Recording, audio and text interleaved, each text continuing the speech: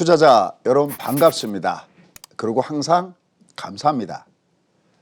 제가 제일 좋아하는 얘기가 무엇인가 고마울 때 고맙다고 얘기하고 무엇인가 미안할 때 미안하다고 얘기하는 그 말이 참 좋은 것 같습니다.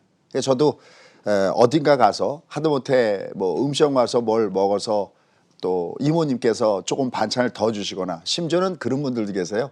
당신들이 드시려고 만들었던 그 반찬까지도 내주셨던 분들이 계세요. 제가 사실은 콩나물을 굉장히 좋아하거든요. 그래서 콩나물 무침을 굉장히 좋아하는데 단골로 가다 보니까 이모님 드시던 그런 반찬도 갖고 갈 때 상당히 고마움을 느낍니다.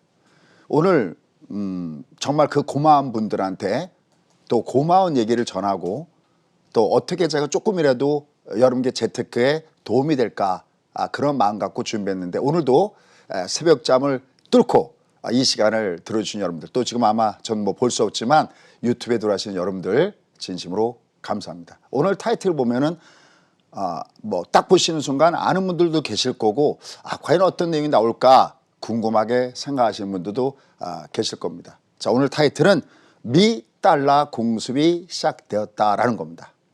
달러가 공습을 하고 있습니다. 어떤 장면들이 연출이 되고 있을까요? 자, 그런데 주말장에서 아주 제가 상당히 역사적으로 의미가 있다 그랬는데 뭐 지수는 아직까지는 저쪽 2600선대가 있으니까 아직은 한 200포인트 정도가 더 남아있죠. 그런데 바로 제가 본 중요한 거는 뭐냐면 삼성전자가 신고가로 가 있다라는 겁니다. 아마 제가 방송을 통해서 이런 말씀 많이 드렸어요.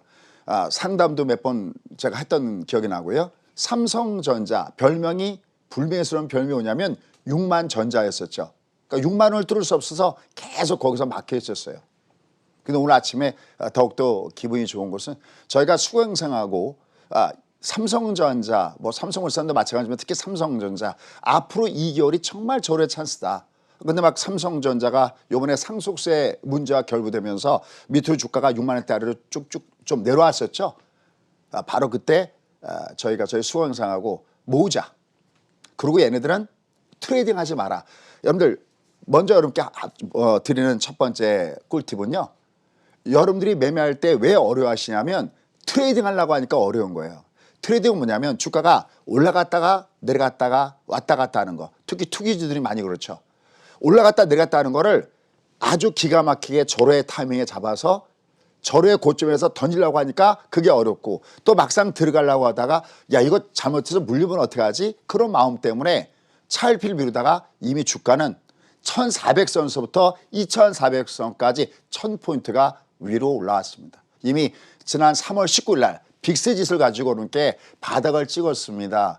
인디안 기후제가 통합니다. 앞으로 장은 얼마 동안 간다? 2 years.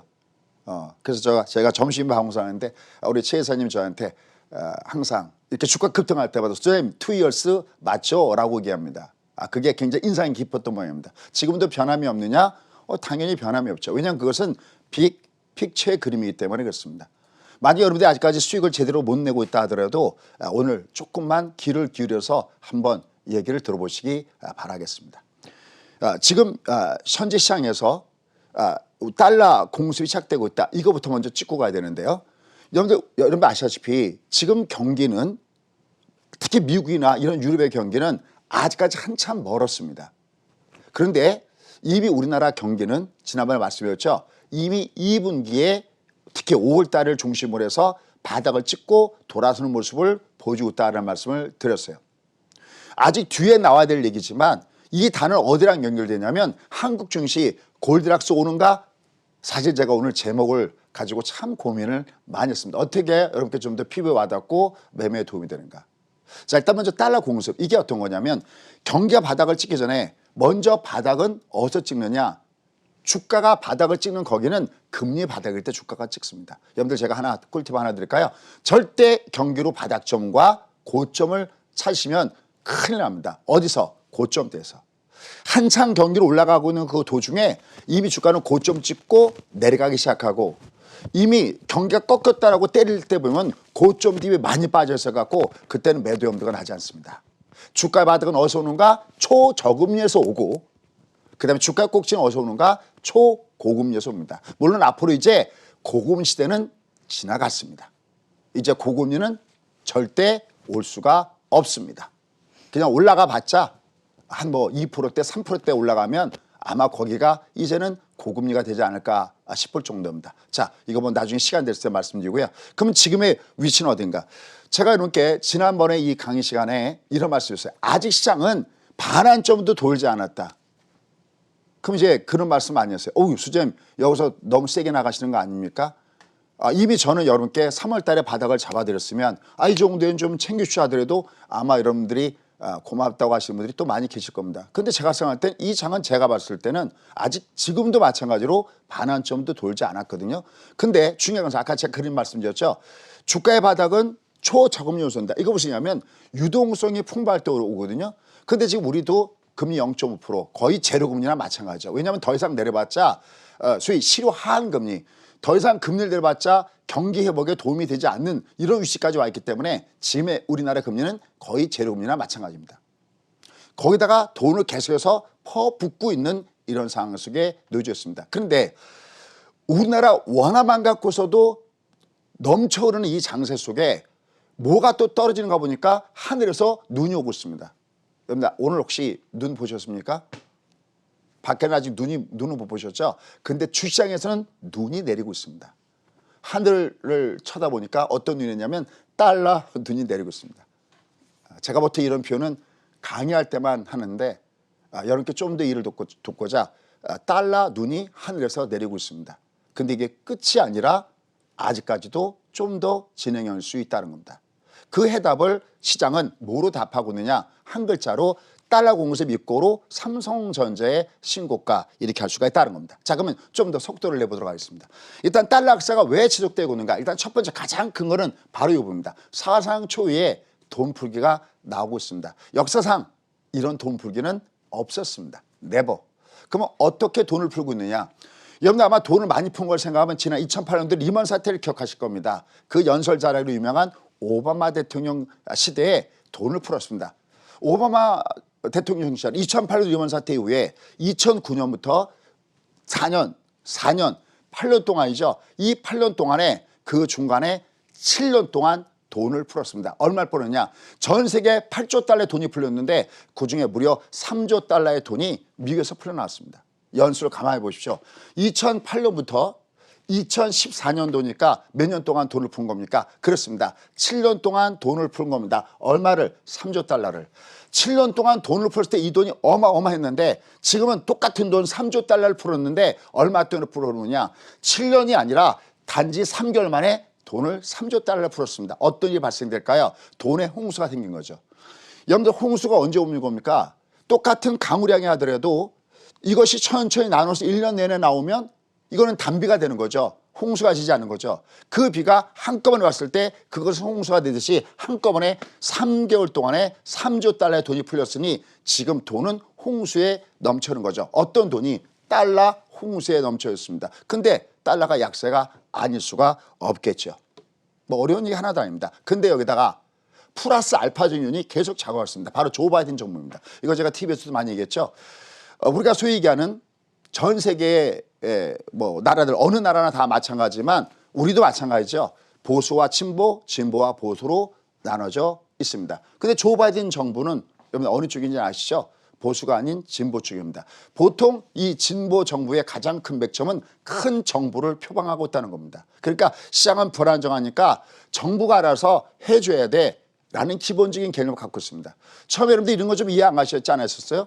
야, 이상하다. 대통령 선거하는데 왜 공화당에서는 돈을 5천억 달러만 풀자고 하고 그게 아닌 민주당은 왜 3조 달러의 돈을 풀자고 했을까? 원래 바뀐 거 아니냐는 거죠. 원래 선거를 앞뒀으면 정부 여당에서는 돈을 막강하게 풀어야 되고 야당에서는 그걸 막아야 되잖아요. 우리의 입장을 보더라도. 근데 여긴 뒤집어졌습니다. 오히려 공화당은 5천억 달러만 풀자고 하고 민주당은 3조 달러나 풀자고 했습니다. 왜요? 정부가 주도해서 이 경기를 살려놓지 않으면은 경기는 큰일 난다고 생각한 것이 바로 조 바이든 정부의 기본적인 골격이다라고 생각하시면 됩니다. 그러니까 정부가 주가 돼서 마중물을 해줘야 된다. 근데 단순한 마중물 정도가 아니라는 거죠. 자, 지난번에 제가 말로만 했는데 오늘 아예 글자를 바깥으로 뺐습니다. 바로 현대 화폐 이론이다라는 겁니다. 여러분들 이게 어려워도요. 자꾸만 듣다 보면 쉽습니다. 현대화폐는 도대체 너 현대화폐라는 거 도대체 무슨냐? 이거 뭐냐면 기축통화국은 얼마든지 돈을 찍어낼 수 있는 기축통화국은 아무리 돈을 찍어내더라도 인플레를 유발하지 않고 인플레를 유발하지 않을 정도의 그런 부분이라면 돈은 무한대로 돈풀이가 가능하다는 것이 현대화폐 이론의 기본이고 바로 여기에 조 바이든 정부의 경제참모가 바로 여기에 무장된 사람들이 여기에 경제참모를 했다는 겁니다.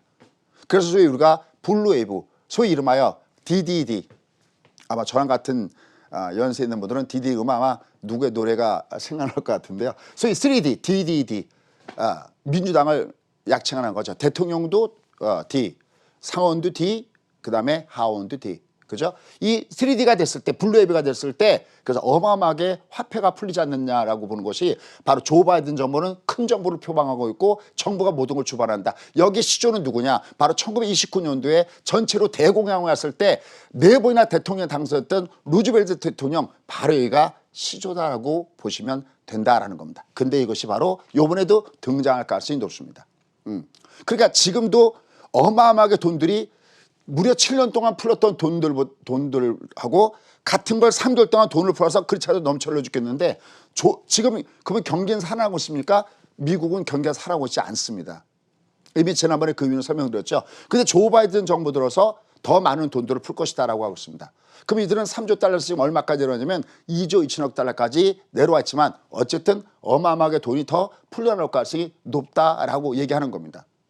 여기다가 이 돈들이 이동을 하고 있습니다. 여러분들 돈에도 눈이 달리는 거 아십니까? 한번 돈을 보시죠. 눈이 달려 있습니다. 어떤 눈이요? 낮은 수익에서 높은 수익을 향해서 가는데 이 돈들이 어느 쪽으로 흘러가고 있느냐? 중국을 비롯한 이머징 마켓 시장 쪽으로 흘러가고 있습니다. 그럴 수밖에 없죠. 최근에 미국의 금리, 물론 기준금리는 제로지만 우리가 얘기하는 실질금리 10년 만기 국채 수익률이 위로 올라갔습니다. 0.6에서 한 0.9로 올라갔습니다. 그러나 중국의 위안화에 비하면 작은 것뿐입니다. 여러분들 지금 중국의 국채는 금리가 무려 3%대입니다. 그럼 여러분들 똑같은 돈을 넣었을 때 1%도 안 되는 데다가 돈을 넣겠습니까? 아니면 중국에다가 돈을 넣겠습니까? 그러니까 돈이 움직이고 있는 겁니다. 어느 쪽으로? 이버징 마켓 시장 쪽으로 움직이는 겁니다. 거기다가 통화량까지도 강상을 보이고 있죠. 막을 수가 없습니다. 제대로 막기가 굉장히 어려운 것이죠. 그러니까 달러는 약세 현상이 지속되고 있고 소위 달러 캐리트리드가 나타나는 겁니다. 어느 쪽 마켓으로? 이머징 마켓 쪽으로. 그게 바로 우리나라에서는 삼성전자의 신고가로 얘가 답하고 있다는 겁니다. 여러분들 여기서 머리 쓰시면 안 됩니다. 조금 이제는 종목을 좀 큼직큼직한 종목군들을 보셔야 됩니다. 왜요? 다음 같은 이유 때문에 그렇습니다. 그림이 보이시나요? 원달러 환율입니다. 특히 저는 여기에 민감합니다. 이미 아시죠? 저는 미국의 특파원이 2명이나 가 있습니다. 돈 못 버는 특파원, 돈 버는 특파원. 아마 저희 수강생들은 무슨 뜻인지 아실 겁니다. 달러에 굉장히 민감합니다. 자, 위에 1296원, 거의 한 1300원대에서 지금 어제 기준으로 1110원대까지 달러가 내려와 있습니다. 말 그대로 달러 값이 급락을 보면서 내려오고 있습니다. 특히 주목할 구간이 있습니다. 어디냐? 바로 여기 1150원 이 구간입니다. 여기서 차트 분석 조금만 하겠습니다. 보통 우리가 저항이라고 얘기하는 이 부분은 이렇게 돌파가 됐을 때 절대 일반 투자자들이 돌파시키지 않습니다. 여기를 돌파했을 때 속칭 세력대 여기를 돌파하죠. 그러면 항상 저항을 돌파하고 나면 다 지를 때 여기가 지지가 돼서 여기서 올라갑니다. 1150원에서 지지가 돼서 올라가고 1150에서 지지가 돼서 올라가고 1150에서 지지가 돼서 올라왔습니다. 한참 이때 어떤 부분이 있었냐면 소위 강남 돈 많은 분들의 달러 모으기 열풍이 있었고요. 저희도 수강생하고 1150원대에서 달러를 잡아드렸습니다. 어떻게 했을까요? 여기서 오히려 달러 인버스를 잡아드렸어요. 그러니까 이제 앞으로 달러가 꼬꼬일 가능성이 높다라고 본 겁니다. 여러분들 혹시 3월달에 이게 정확하게 3월 19일 날 고점 찍은 건데 3월달에 무슨 일이 있었는지 아십니까? 바로 달러 수합이 있었습니다. 통화 수합이 있었던 거죠. 쉽게 얘기하면 우리 통장에 돈이 없어도 마이너스 통장으로 돈을 그냥 갖다가 쓸 수 있고 나중에 갚으면 되듯이 우리한테 달러가 부족하면 언제든지 달러를 더 쓸 수 있는 소위 달러 통화 수합이 있은 이후에 쫙 밑으로 내려오고 있습니다. 이런 놈을 소위 관성이다라고 합니다. 한 번 방향을 잡기가 어렵지 한 번 방향을 잡으면 그쪽에서 계속입니다. 근데 특히 주목할 구간이 있습니다. 여기입니다. 외국인들이 여기서부터 외국인들이 공수 시작됐냐? 안 들어왔습니다. 외국인들이. 여러분 아시죠? 3월 달부터 이번에 2,400 근처까지 처음에 올라갈 때 누가 지금장을 만들었습니까? 바로 그 유명한 도마개미 님들께서 만드셨습니다. 저희 기성세들은 요새 젊은 투자자들 지나가면 그냥 눈인사하고 지나가야 됩니다. 이번에 10억을 3억으로 내려갈 때 저희 기성세대 같으면 꿈도 못 꿨던 부분입니다. 우리 예전에 해봤자 그냥 증권사 가서 의자 던지는 게 다였었습니다. 근데 동학개미 힘으로 이번에 10억을 그대로 유지할 수가 있었습니다. 근데 여기서 중요한 것은 여기선 절대 외국인들이 두지 않았습니다. 이 그래프를 뒤집으면 주시장인데 주가가 처음에 올라갈 때 이건 누가 만들었냐? 자랑스럽게도 동학개미가 여기를 만들어 놨던 겁니다. 외국인들은 팔리기 바빴습니다. 그래서 한참 방송에서 최대 타픽이 뭐였는지 아십니까? 이상하다. 왜 달러는 떨어지는데 외국인 그들은 들어오지 않는가 였었어요. 근데 소위 될 것은 되고 말죠. 드디어 외국들이 들어오기 시작했습니다. 어디서부터요? 여기 10월 달부터 들어오기 시작했습니다. 특히 여기서부터 1,150원을 깨고 내려갑니다. 그럼 도대체 10월 달에 무슨 일이 있었을까요? 사실 이럴 때는 이렇게 앞에서 주거니 받거니 걸 굉장히 좋아하는데 저 혼자 다 하려니까 좀 그러네요. 옆에 우리 앵커님 같이 나오면 같이 자고 10월 달에 무슨 일이 있었습니까, 여러분들? 답할 수 있습니까? 그렇습니다. 바로 10월 달에 이거 민주당의 조 바이든이 대통령 당선될 때까지 눕다라고 판단된 순간 달러가 여기를 깨고 내갔습니다. 그참 여기 어떻게 됐을까요? 위로 올라갔겠죠. 왜요? 공화당 정부하고 민주당 정부는 다른 거거든요. 민주당 정부는 아까 현대화폐 이론, 무작위로 돈을 찍어내는 여기에 비중을 두고 있지만 소위 공화당 정부는 균형 재정 이론, 쉽게 얘기하면 소위 자유경제 이론, 모든 걸 다 시장에 맡기는 거지 정부가 주관하는 것이 아니거든요. 사실 이번에 5천억 달러만 풀자는 것은 트럼프의 아닙니다. 트럼프는 더 많이 쓸 수도 있다고 했습니다. 왜? 자기가 대통령 당선되기 위해서는. 그러나 공화당은 재정을 생각하고 전체적으로 그냥 현대화폐론하고는 전혀 상반된 입장이 있는 거거든요. 근데 여기서 또 무너진 게 뭐냐? 바로 10월 달에 조 바이든, 소위 블루웨이브가 가능성이 높아지면서 그러면 돈 많이 풀지. 그래서 여기서 확 깨고 밑으로 내려간 겁니다. 그럼 도대체 이것은 무엇을 보였을까요? 그렇습니다. 달러 공습이 드디어 시작된 겁니다. 보이시나요? 여기를 보면 아주 재밌는 데이터가 나와 있습니다. 어떤 데이터가 나와 있냐면 이게 10월 달입니다. 10월 여기 중간에 보시면 여기가 10월 달인데요. 여기 10월 달부터 한번 보십시오. 이 앞에는 계속 보시죠. 정말 열나게 때렸습니다. 뭐 저렇게 때릴 수 있을까? 그래서 더욱더 동학개미가 자랑스러운 겁니다. 제가 30년 전서부터 이 시장을 해올 때만 해도요. 우리는 무조건 가면 외국인들이 뭐하지? 외국인 사니 파니 이것만 갖고 판단했거든요. 이제는 동학개미가 사니 파니 이걸 판단해야 될 정도로 외국인을 계속 때리는데도 시장은 올라왔던 아주 역사적인 순간들이 있었습니다. 어쨌든 외국인들은 어떻게 했느냐? 전부 다 매도 쪽에다가 비중을 뒀었습니다. 그러다가 조금씩 베티에 두고 시작합니다. 그래서 소위 뭐라고 썼냐? 입질 베티다고 했습니다. 드디어 소위 똔똔 아시죠? 매수하고 매도가 거의 비슷해지는 그 균형이니까 주식시장으로 보면 급락을 주다가 외국인들의 매도에서 급락을 주다가 여기서 바닥을 찍고 돌아서는 바로 이 구간이듯이 10월 달에 바로 이 구간입니다. 그리고 외국인들 산지 얼마 안 됩니다. 보십시오. 딱 일주일 됐습니다. 얘들이요. 그거 잘한다는 외국인들 이번에 동학개미 완전히 밀린 거죠. 여기 보시면요. 여기 보시죠. 막 1조 3천억, 4천억, 1천억, 8천억, 4천억, 5천억. 이제 딱 일주일 됐습니다. 여러분 딱 일주일 됐습니다. 늦었다고 생각하십니까? 얘들 이제 불 붙었습니다. 요번처럼 외국인들이 둔하게 매매할 정도가 없을 정도로 요번에는 누가 일반이고 누가 전문가인지 모를 정도로 이제 딱 시작했습니다. 근데 이 달러 공습이 이제 시작이라는 점이 주목될 일이라는 겁니다. 왜 그럴까요? 바로 이 구간입니다. 여기 지금 보시면 얘가 지금 얼마였냐면 1115원대 와 있죠. 그럼 얘가 1110원을 지킬까요?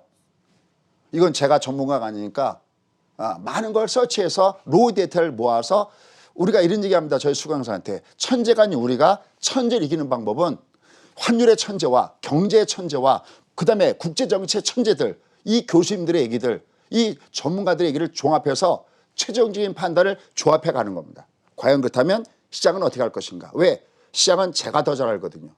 이런 쪽은 그쪽이 더 잘 알거든요. 그럼 여기도 여전히 갑론을박이 나와 있습니다. 근데 제가 얻은 결론은 한번 방향을 정하면 얘는 계속 내려갈 수밖에 없습니다. 더군다나 떠도 이건 외바닥이거든요. 그렇다면 얘는 1110원이 문제가 아니라 1100원대도 얘도 시간의 문제지 결국은 깨고 내려갈 수밖에 없지 않겠냐. 왜? 아직 좁아진 정부가 제대로 출범도 안 했다라는 점을 주목을 해야 됩니다. 요새 여러분들 미국 국채가 똥값입니다. 예전 같으면 미국이 국채를 발행한다 그러면 경매에 들어갔습니다. 여러분 경매 아시죠? 내가 그걸 받기 위해서 높은 금액을 써야지만 달러가 귀하던 시절은 높은 금액을 써야지만 내가 이 미국 국채를 받아갈 수가 있었는데 요새는 세계 각국의 중앙은행이 등 돌리고 있습니다. 그래서 100을 발행하면 한 50은 팔리지 않습니다. 입찰이 없어요. 더군다나 중국도 오히려 때리고 있는 그런 형편이죠. 오히려 일본 국채를 사들이고 있는 이런 형편입니다. 그러면 그 국채들 어떻게 할까요? 만약에 미국이 국채를 발행했는데 국채가 팔지 않으면 어떻게 될까요? 재정 정책을 쓸 수 없는 거죠. 재정 정책은 정부가 경기를 부양하는 것이고 정부가 경기를 부양하는 방법은 두 가지밖에 없습니다. 바로 트럼프 정부에서 썼던 감세 정책, 그다음에 또 하나는 재정 정책, 돈을 쓰는 것이죠. 바로 대표적인 것이 아까 얘기했던 공황을 이겨냈던 루즈벨트 시절의 뉴딜 정책이 바로 그러한 부분이었었습니다. 그러니까 뭔가 어떤 변화의 조짐을 우리는 이 시장을 통해서 우리는 받아야 된다라는 점을 우리 염두에 두시고 지금의 이 전략을 변화가 되는 이 조짐들을 우리가 봐야 된다. 딱 이제 일주일밖에는 되지 않았다라는 겁니다. 그 답은 삼성전자가 얘기하고 있습니다. 최근에 소위 우리가 주린이라고 얘기하죠. 주식하신 지 얼마 안 되는 그죠? 주린 혹은 주르신 분들.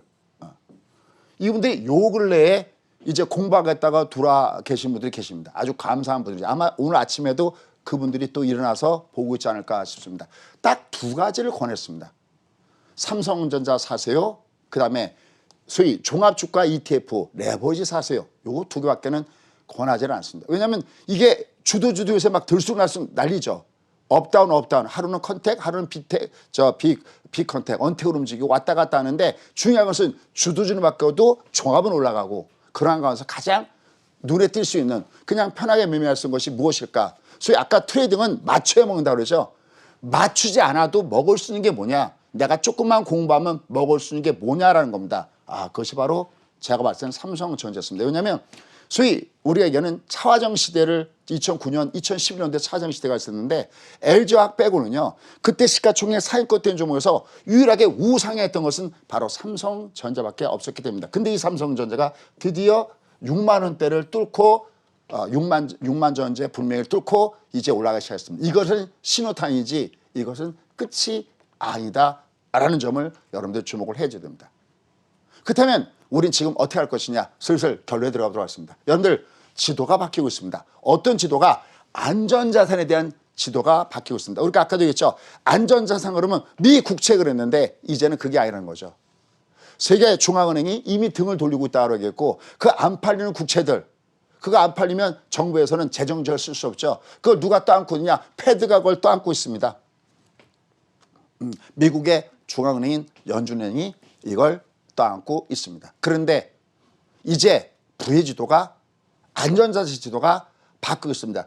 여러분들 이런 얘기하면 우리나라 한국은 우리가 제일 저평가하고 있죠. 외국에서는 금주주 보는데 그래서 지난번에 모건 스탠리의 입장도 한번 보여드리고 했었는데 이 안전자산 지도가 바뀌었습니다. 이미 유럽은 여러분들 이미 락다운에 들어간 거 이미 아시죠. 그래서 올해 유럽은 이 코로나19의 확진자 수가 급격하게 증가하다가 최근에 약간 꺾였습니다. 문제는 미국입니다.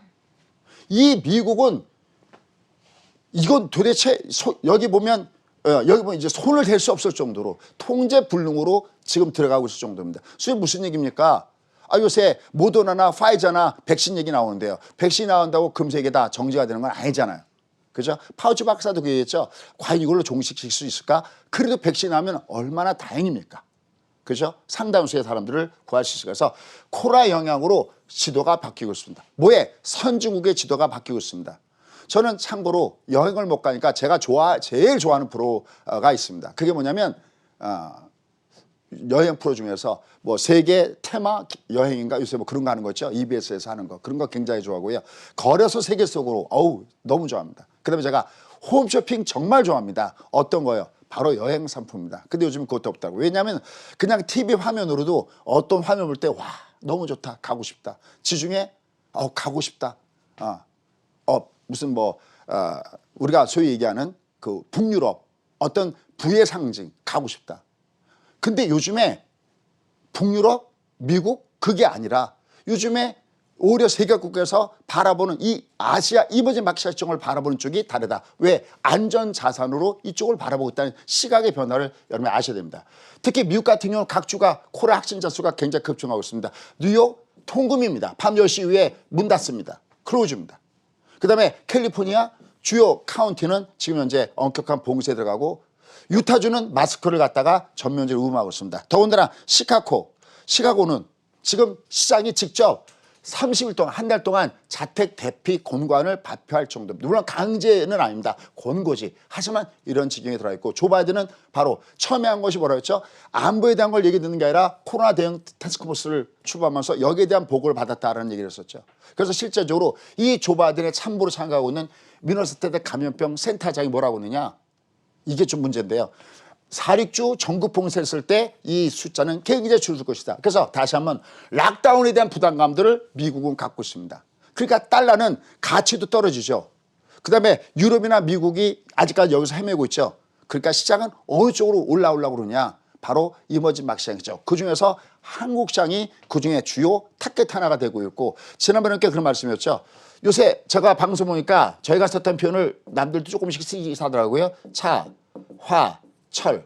근데 사실은 차화정 시대 그러면 여러분이 아는데 사실 저는 그때 이런 얘기 듣죠. 저는 차화정 시대라는 표현보다는 칠공주 장사라는 표현을 쓰고 싶다 그랬죠. 그런데 저랑 같이 다니는 우리 담당 팀장도 선생님 차화정 장사 알겠는데 칠공주 장사가 뭡니까?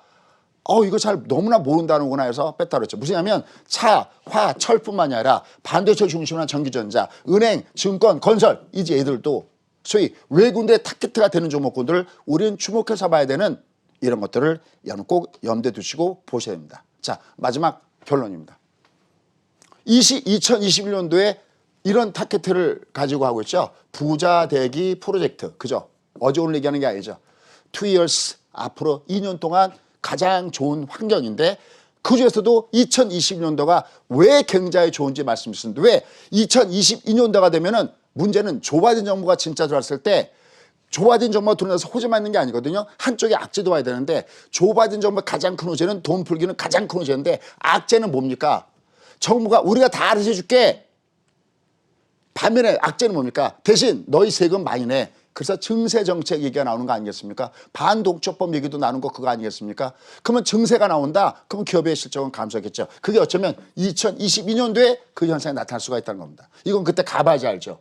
근데 분명한 것은 2021년도에는 무엇보다도 돈을 먼저 풀 가능성이 굉장히 높다라는 측면에서 2021년도에 부자 되기 프로젝트를 하고 있습니다. 그런 상태에서 글로벌 자금들이 이동하기 시작했습니다. 어떤 것이 자산 배분을 바뀌고 있습니다. 포트폴리오를 바꾸고 있습니다. 요새 여러분들 강남 가보십시오. 1층에도 많은 상가들이 문 닫고 있고 전부 다 임대가 안 나가서 난립니다. 여러분 사신 곳은 그러지 않는지요. 또 우리 내부적으로도 부동산 쪽에서 많은 자금들이 어느 쪽으로 두고 있냐? 주식자금 쪽으로 두고 있습니다. 하물며 글로벌 자금들은 어마어마하게 큰 자금들이죠. 이 자금들이 자산 배분에 이동을 시작하고 있습니다. 어디서? 우리가 알던 과거의 선진국에서 이머징 마켓 시장 쪽으로 자금 이동이 나타났다는 것이 바로 빅픽처의 본질이라는 것을 아셔야 됩니다. 이런 상태 속에서 이머징 마켓 쪽은 특히 원자재 판매가 굉장히 크죠. 여기에 수익도 커지고 약달러 시대는 세계 경제가 호전되는 모습들을 보여주고 있습니다. 이런 상황 속에서 바레트 성질 인정받은 한국과 대만이 주목을 당하고 있습니다. 더군다나 기저현상으로 좋아지고 있습니다. 그래서 여러분께 지난번에 말씀드렸던 대로 역시 2021년도에는 우리가 봐야 되는데 특히 골디락스라는 단어를 썼습니다. 골디락스가 어떤 뜻인지 아시죠? 이걸 주시장에다가 끌어올면은 경기가 좋아지는데 여전히 금리는 저금리를 바탕으로 해서 움직이고 있습니다. 그렇잖아도 원화가 강세인데 우리가 미국이 금리를 안 올리는데 금리율이 턱이 없는 거죠. 그죠? 그럼 뭡니까? 돈이 풍성하게 됐는데 여기다가 경기까지 좋아져. 말 그대로 2021년도에 이제 앞으로 방송 보십시오. 앞으로 골디락스라는 단어가 상당히 많이 등장하게 될 겁니다. 우리는 더군다나 이미 지난번에 했던 대로 2분기에 이미 바닥을 찍었다는 말씀이었고요. 이미 턴어라운드를 시작했습니다. 여러분 이번에 3분기 우리나라 기업 실적을 한번 보십시오. 이미 전체가 실적이 다 좋아지고 있습니다. 그렇죠? 뭐 은행, 뭐 그다음에 뭐 반도체, 그다음에 뭐 철강, 화학 할 것 없이 뉴스 보시오. 아까 보니까 증권주들도 굉장히 좋아지고 있다 그렇죠? 전부 다 3분기에 어닝 서프라이즈가 되고 있습니다. 이게 놀라운 것은 7분기 연속에서 역성장을 했습니다. 18년 이후에 계속 역성장하다가 경기가 바닥을 찍고 돌아서고 있습니다. 주가가 안 갈 수가 없는 거죠. 물론 여전히 주가가 위아래로 우작에 왔다 갔다 할 겁니다. 그래서 이제 오죽하면 오히려 트럼프의 악재가 호재다라고까지 얘기를 하고 있는 것이 바로 그런 부분입니다. 특히 내년에 우리나라의 이익 성장률이 얼마가 추정치가 나오냐, 무려 40%의 추정치가 나오고 있다는 점도 주목해 봐야 됩니다. 그러니 상단 얼마까지 갈 것이다? 저는 그런 예측하지 않는다고 했습니다. 그냥 갈 때까지 가보는 겁니다. 언제까지? 일단 금리 올릴 때까지는 가보자라는 겁니다. 그래서 고지락스 장세가 기대된다는 말씀을 드리고 싶습니다. 자, 많이 보셨던 그림일 겁니다. 자, 강의는 이것으로 마감하려고 합니다. 지난번에 첫 번째 시장이 어지러웠을 때 모건스탠리가 내년 1분기에 우리는 코로나 이전으로 돌아간다는 그림을 보여드렸고요. 지난주에는 제가 이런 말씀 드렸습니다. 경기는 우상향한다는 말씀드렸어요. 수없이 왔다 갔다 하더라도 결국에는 경기는 우상향한다는 그림을 지난번에 보여드렸죠. 오늘은 그러면 어떤 그림으로 마감할까? 바로 오늘은 이 그림으로 마감하겠습니다. 골드만삭스에서 내년에 한국의 경제장 성장률 3.6%, 코스피 2,800 전망을 하고 있습니다. 그러면 한국과 대만을 꼽고 있는데 특히 한국을 더 프라이머리 키로 뽑고 있습니다. 왜일까요? 그렇습니다. 바로 우리의 반도체 쪽을 골드만삭스에서는 크게 보고 있는 겁니다. 그래서 삼성전자가 뜨고 SK하이닉스가 뜨고 나머지 주변에 소위 이름하여 니프티 피프티처럼 움직이는 그런 흐름을 갖고 있습니다. 골머리 싸매면서 조그만 주식 고르려고 이제는 애쓰지 마십시오. 그건 어떻게 보면 전문가들의 영역이고요. 우린 편하게 그냥 우리가 잠든 밤에도 돈 일하게 할 수 있는 거기다가 포커스를 맞추면서 빅픽처의 그림을 한번 보시면서 여러분들 투자하시면 어떨까라는 생각을 줍니다. 다시 한번 2021년도 우리 부자 돼서 만나요라는 멘트로 마감하고 싶습니다.